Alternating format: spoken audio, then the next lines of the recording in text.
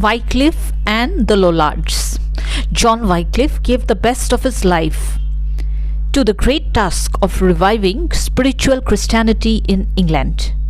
And in carrying out of his mission, he wrote religious pamphlets, sent his poor priests and preachers far and wide with the message of the gospel. He produced a complete English version of the Bible, the first translation of the scriptures into any modern vernacular language. More than 100 years before Martin Luther began his revolt against the Roman Catholic Church, John Wycliffe had started on a similar career of reform. Langland, Chaucer, Gower and Wycliffe found that the monks were corrupted. Corruption and abuses were rampant in the church. There were also scandals about the ecclesiastical courts. Wycliffe wanted to bring about a transformation. He was an Oxford professor and a churchman in various positions. He stood firmly for both political and religious liberty and led the Lollard movement, attacking several branches of papal doctrine. In his two Latin treatises, the De Dominio Divino and De Civili Dominio, he lays down the principle that all temporal lordship is under the overlordship of God. He maintains that the church has no concern with temporal matters, that the clergy has no right to hold property, and in any case that the civil authority may deprive it of its property if unworthy of the trust. Wycliffe was strong in his denunciation of the abuses then rampant in the church. His radical views were bound to bring him into conflict with the church authorities, and he was attacked in 1377 by the church.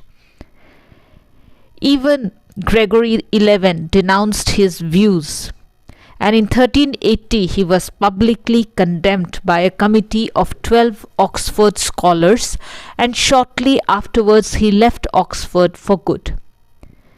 But he directed the flock of poor priests known as the Lollards, who were spreading his ideas over many parts of England. He did a great service by translating the Bible into English.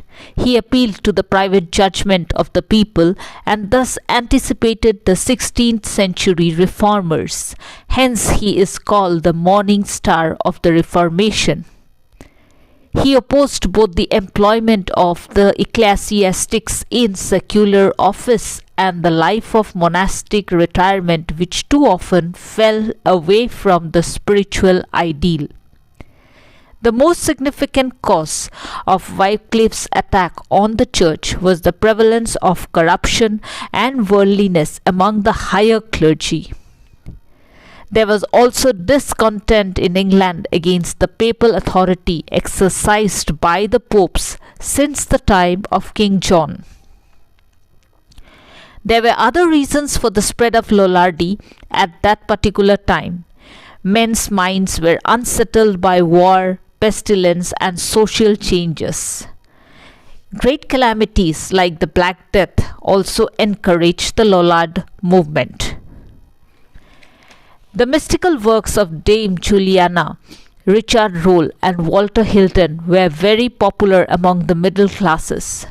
These mystical writings helped the spread of Lollardy, especially among the middle classes, where it reinforced the growing individualist, anti-clerical, and critical spirit. Persecuted and suppressed, Lollardy never wholly died out and survived in various countries of England in nooks and corners till it revived and merged itself in the Lutheran movement of early Tudor times.